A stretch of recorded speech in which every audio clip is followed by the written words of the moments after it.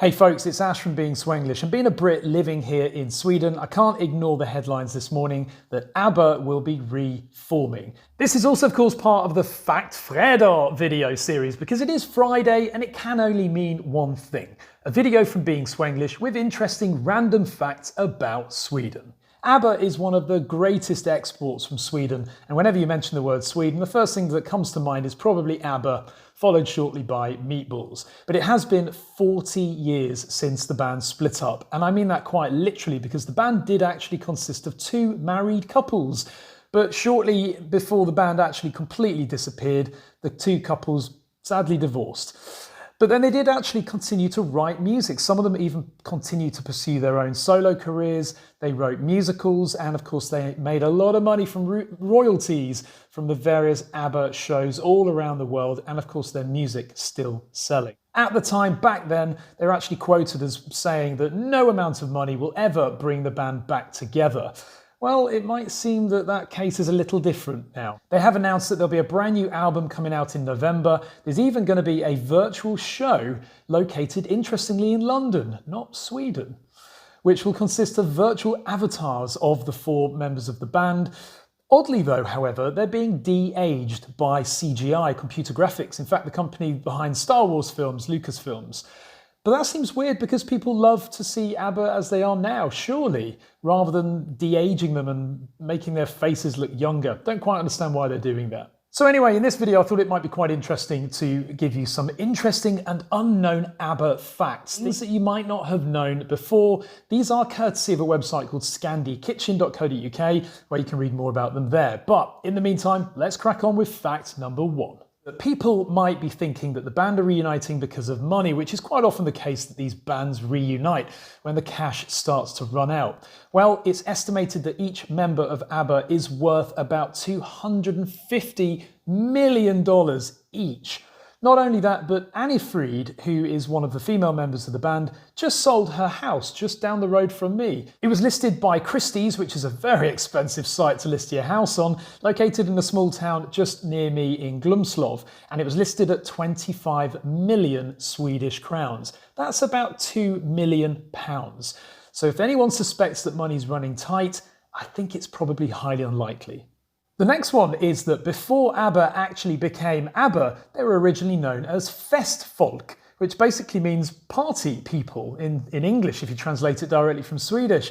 Quite a nice happy name, but not unusual for a band to change their name. Interestingly, for example, Nirvana, before they hit fame, were originally known as Skid Row, Fecal Matter, and Ted Ed Fred.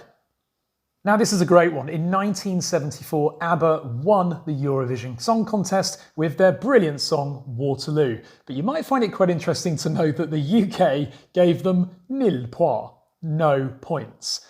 And yet they carried on to win with the song in the competition anyway. It's quite interesting, ironically, that despite getting nil points from the UK, there was a poll some years ago in the UK asking the public which band would they like to see reuniting, and they voted for ABBA. So I guess they changed their mind after ABBA became successful following that Eurovision win. This is an interesting one as well, that ABBA had to get permission for their name ABBA, and they had to seek permission from a seafood company, who interestingly is still running today. And if you look at these mushrooms here, you'll notice that it's ABBA.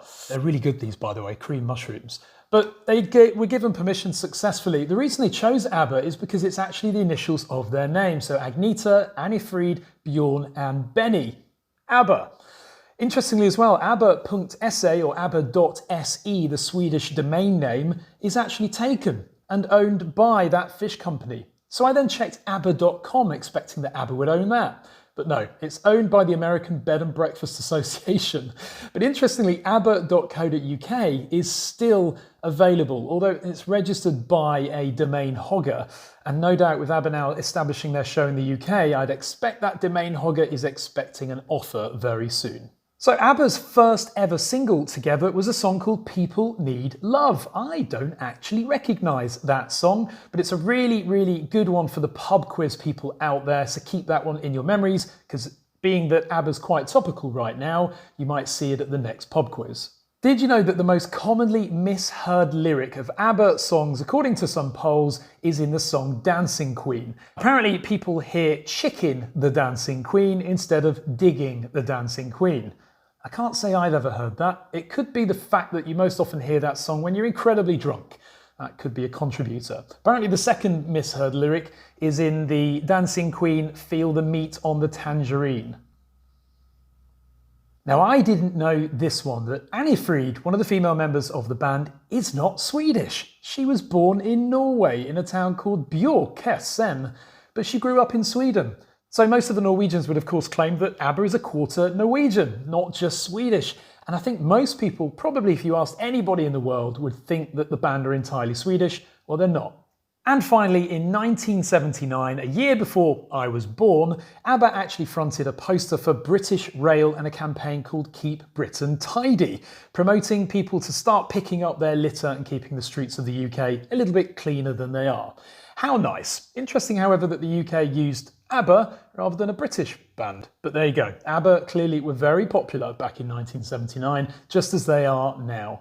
So there you go, there's some interesting facts about ABBA. Comment below if you know anything interesting about ABBA that I haven't mentioned in this video, and also with your thoughts in general about their comeback and reunion tour. What do you think are the reasons? Is it for their passion of music, or is it because they need some more money? Because they were also recently quoted as saying, what's the best thing about being in ABBA? Well, having as much money as possible because you can do anything that you want. Now I might have misquoted that slightly, but that was the general gist of the quote. Thanks very much for watching, folks. Give this video a thumbs up or a thumbs down if you don't like ABBA, and of course hit that subscribe button for more content like this. Thanks for watching.